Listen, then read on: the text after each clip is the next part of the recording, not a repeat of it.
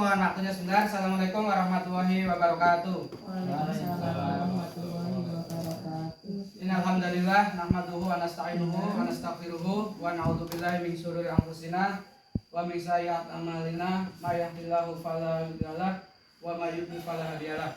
Amma ba'du. Yang terhormat Ibu Kepala Sekolah Bu Nilawati Sarjana Pendidikan selaku mentor saya di dalam laporan peningkatan pembelajaran pendidikan agama Islam serta dengan Bapak Ibu guru semua yang kami banggakan. Pertama, marilah kita panjatkan puji syukur kehadirat Allah Subhanahu wa taala yang telah melimpahkan rahmat kepada kita semua sehingga pada pagi hari ini kita bisa berkumpul di ruangan ini dalam keadaan sehat walafiat. Salawat dan salam tak lupa kita curahkan kepada Nabi kita Muhammad SAW. Mudah-mudahan nanti kita mendapatkan syafaatnya di yaumil akhir. Amin ya rabbal alamin. Ibu Kepala Sekolah yang kami hormati, yang sekaligus selaku mentor, berikut ini akan saya paparkan beberapa hal, yaitu kaitannya dengan kegiatan saya selama 2 minggu, yaitu dalam mengikuti orientasi P3K di lingkungan pemerintah Kabupaten Pekalongan, khususnya yaitu di SD 01 Kutorojo ini. Mohon izin Ibu, kami akan memaparkan laporan kami. Sengaja kami di sini mengambil judul yaitu peningkatan pembelajaran pendidikan agama Islam di kelas 1 dengan metode flashcard atau game. Mudah-mudahan dengan metode ini minat belajar dari siswa itu dapat meningkat sehingga pengetahuan agama Islam, yaitu khususnya tentang rukun iman dan rukun Islam, itu siswa dapat mengetahuinya. Nah, adapun dari paparan tersebut tentang pelajaran yang pertama yaitu rukun Islam. Nah, di sini saya mengenalkan kepada anak-anak kelas 1 yaitu dengan metode flashcard. Namun kita di sini pakai PowerPoint, di mana dengan pembelajaran mengenal rukun Islam yang lebih menarik, mudah-mudahan nanti siswa dapat mengikutinya dengan seksama dan akhirnya dapat terserap ilmunya. Nah, dari rukun Islam itu sendiri, yang pertama adalah syahadat. Nah, syahadat di sini tentunya kita sering mengetahui ada dua, yaitu syahadat tauhid dan syahadat rasul. Di mana yang berbunyi adalah, kalau syahadat tauhid itu adalah asyhadu alla ilaha illallah, yang artinya aku bersaksi bahwa tidak ada Tuhan melainkan Allah. Kemudian disambung dengan syahadat rasul yang berbunyi wa asyhadu anna Muhammadar Rasulullah, yang artinya adalah bahwa saya bersaksi bahwa Nabi Muhammad adalah utusan Allah. Nah, syahadat di sini adalah suatu bentuk persaksian kita dalam memeluk agama Islam karena merupakan rukun wajib yang pertama. Jadi kalau kita sudah mengucapkan syahadat, 2 kalimat syahadat, maka kita sudah masuk Islam. Nah, kemudian rukun Islam yang kedua adalah sholat. Kita diwajibkan mendirikan sholat, di mana sholat itu ada 5 waktu. Yang pertama adalah sholat isya 4 rakaat, subuh 2 rakaat, zuhur 4 rakaat, asar 4 rakaat, dan maghrib 3 rakaat. Nah, sholat ini wajib, di mana kalau wajib itu kita tidak bisa meninggalkannya karena sholat itu tidak ada gantinya seperti ibadah yang lain. Lanjut Mas. Nah, kemudian yang ketiga adalah membayar zakat. Rukun Islam yang ketiga yang kita ketahui adalah membayar zakat, di mana zakat itu sendiri dikelompokkan menjadi 2, yaitu zakat fitrah dan zakat mal. Zakat fitrah itu adalah zakat kebutuhan pokok yang biasa saya keluarkan, kita keluarkan itu di bulan Ramadan, yaitu sampai dengan sebelum kita sholat Id. Kemudian ada zakat mal, yaitu zakat harta atau benda, di mana harta itu harus kita zakatkan, begitu juga benda-benda yang kita punya. Contoh di sini adalah kalau kita memiliki tabungan emas sebesar 80 gram, itu kita wajib mengeluarkan zakat sebesar 2,5%. Kemudian zakat yang lain seperti hewan ternak dan lain sebagainya. Kemudian dilanjut dengan rukun Islam berikutnya, yang keempat adalah puasa. Nah, puasa di sini yang dimaksud adalah puasa Ramadan, karena itu merupakan puasa wajib yang harus kita kerjakan, yaitu selama 1 bulan lamanya. Kemudian lanjut yang terakhir adalah menunaikan ibadah haji. Nah, ibadah haji ini dilaksanakan untuk orang yang dimampukan. Tanda kutip dimampukan itu adalah dari segala hal, baik kesehatan, terus harta dan lain sebagainya. Karena misal pun kita sudah mempunyai uang banyak, sudah daftar, kalau kita belum dimampukan, kita belum bisa berangkat. Itu adalah tentang yang rukun Islam. Kemudian yang kedua, untuk materi kedua adalah rukun iman. Ya. Nah,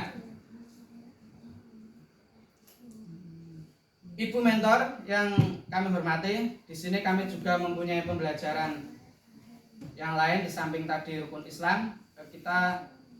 Saya juga menyampaikan tentang rukun iman. Nah, di mana rukun iman itu adalah hal yang harus kita percayai dan harus kita yakini. Yang pertama adalah kita iman kepada Allah. Nah, dengan mempercayai bahwa Allah itu ada dan esa atau satu, itu dibuktikan dalam Quran surat Al-Ikhlas ayat 1 sampai 4, yaitu qul huwallahu ahad, Allahu samad, lam yalid walam yulad walam yakul lahu kufuwan ahad. Di mana dalam surat ini itu suatu pernyataan bahwa Allah itu satu, esa, dan tidak diduakan, bahkan tidak diperanakan dan beranak. Itu menunjukkan bahwa Allah itu ahad. Kemudian yang kedua, iman kepada malaikat. Nah, malaikat ini yang wajib kita ketahui ada 10, ada Jibril, Mikail, Israfil, Israil, Munkar, Nakir, Rakib, Atid, Malik, dan Ridwan. Ini semuanya adalah malaikat-malaikat. Kalau dalam kenegaraan, malaikat itu adalah menteri yang mengeksekusi segala kebijakan dari presiden. Nah, kalau Allah itu mempunyai malaikat yang tugasnya adalah membantu Allah untuk mengawasi makhluk, khususnya manusia. Kemudian yang ketiga adalah iman kepada kitab. Kita ketahui bahwa kita meyakini harus bahwa kitab kita sebagai umat Islam adalah Al-Quran. Itu sebagai undang-undangnya orang beragama Islam itu adalah Al-Quran yang harus kita taati. Kemudian selanjutnya yaitu iman kepada Rasul. Nah, di samping kita mengimani kepada Rasul yang jumlahnya itu ada 25, maka kita sebagai umat Islam, sebagai Rasulullah yang harus kita imani adalah Muhammad SAW, di mana beliau adalah Nabi terakhir sekaligus Rasul penutup zaman. Nah, setelah itu tidak ada Nabi dan Rasul lain. Selanjutnya yaitu iman kepada hari akhir. Kita di sini sebagai orang Muslim harus mempercayai bahwa hari akhir itu ada. Hari akhir adalah hari pembalasan, di mana Allah itu akan meluluh lantahkan bumi dan isinya, yaitu terkandung dalam Quran surat Abasa ayat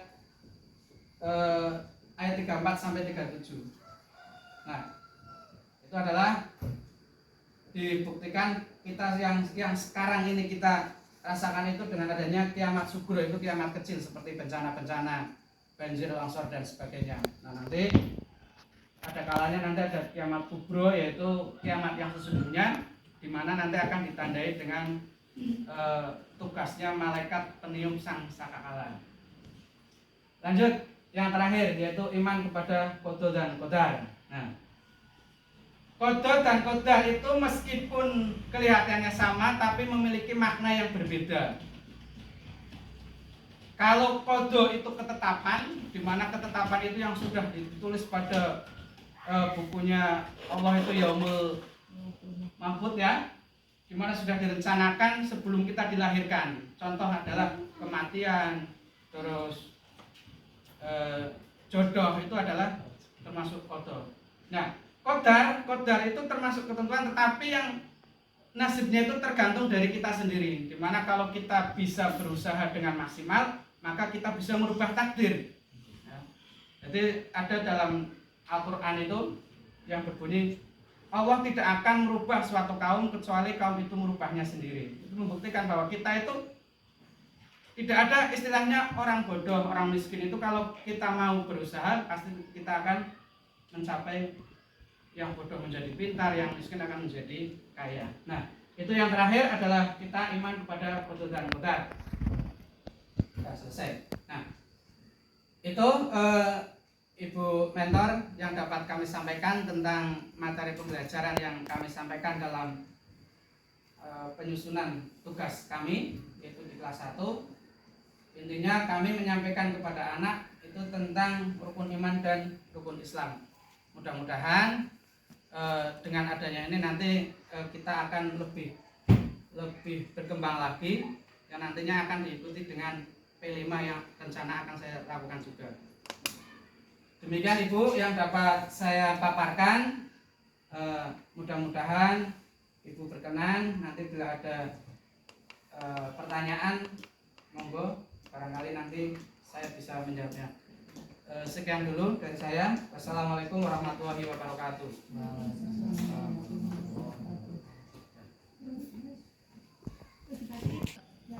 Terima kasih Pak Sastro Handaya atas paparannya.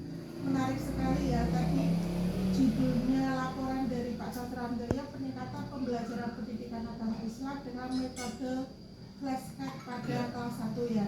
Dari apa yang sudah dipaparkan Pak Handaya tadi sangat menarik sekali dan hasilnya mungkin sangat bagus ya Pak ya. Nah, harapan saya nanti Pak Handaya ini bisa mempraktekannya juga di kelas-kelas yang lain, karena ini kan kalau yang di ini hanya kelas 1 tok ya. Nanti karena Pak Daya juga ada kelas 2, 3, 4 dan 5, nanti bisa dipraktekkan untuk kelas yang lain dengan materi yang lain. Dan ini juga menjadi pembelajaran juga bagi Bapak Ibu guru yang lain, bisa menjadi contoh bahwa kita itu memang perlu untuk memiliki ide-ide baru dalam menerapkan pembelajaran sehari-hari yang kita lakukan kepada murid, sehingga murid itu bisa tertarik terhadap pembelajaran yang akan kita lakukan. Mungkin hanya itu ya Pak, tapi pada intinya bagus sekali. Saya ucapkan selamat atas hasil kerja dari Pak Sastro Handaya, dan setelah ini nanti saya tanda tangan. Ya, terima kasih Ibu atas tanggapannya. Mudah-mudahan ini juga awal dari pembelajaran saya ke depan, dan nantinya untuk menjadikan saya lebih baik dan tentunya manfaatnya kembali ke anak didik kita. Ya, sukses selalu. Terima kasih. Ya, mohon itu untuk ditandatangani.